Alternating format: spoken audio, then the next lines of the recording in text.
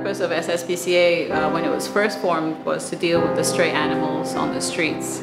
And after that, SSPCA approached the 3 councils, and so for the last 20 years we've actually been working as the council's dog pound for MBKS, DBKU and also MPP. So any of the dogs that the councils catch on the streets, they will generally bring them into SSPCA. And they'll hold them for 48 hours waiting for owners to claim. Then they officially hand them over to SSPCA. And that's one of the reasons why we have about 200 adult dogs at the shelter right now. We're really bursting at the seams. Other than that, we have about another 100 animals which are made up of cats, kittens and puppies. These tend to take up less space and have a faster rate of adoption. Any animal that comes in that is sick or very injured, we will generally bring them to the vet for the vet to assess the condition of the animal. If the animal is too sick or has very grave injuries, maybe from a car accident or something similar, then the vet will decide whether that animal needs to be put to sleep. If an animal comes in and tests positive for distemper, which is a very highly contagious disease, then generally that animal will also be put to sleep.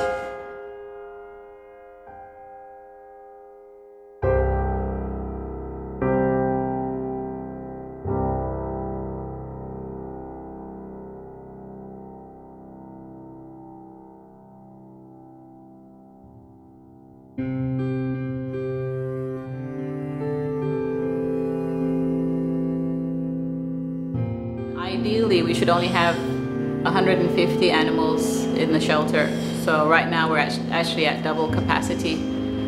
So we're upping our adoption days. We're even now offering, we would waive the adoption fee for adult dogs because we just really want to reduce the number of adult dogs that we have.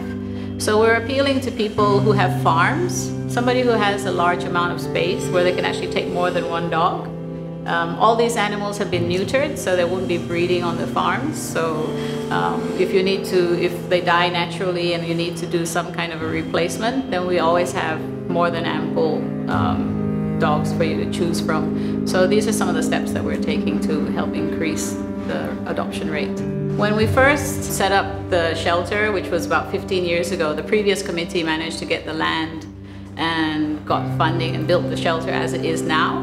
In those days, there was no commercial shop houses around us. It was pretty much in the ulu. But now that Kuching has grown and we're actually surrounded by shop houses all around us. So we've actually asked the government to give us a new piece of land. We asked in about 5 years ago, and they finally gave us 1 acre at first, and then we appealed and now they have 2 acres for us. So what we're doing now is we're actually waiting for the final title to come out.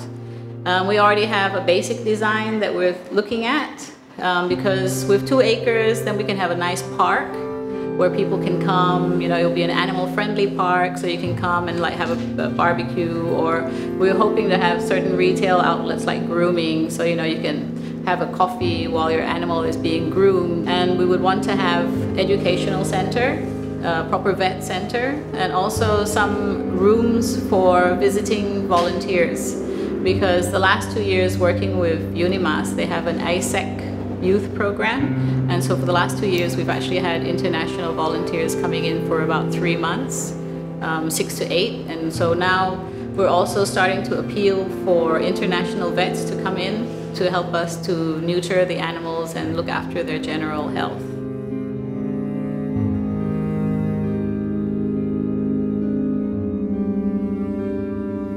So please come to the shelter, come and adopt an adult dog. They can really be a lot of fun as well. A nice addition to your home. Help us to find a loving home for them.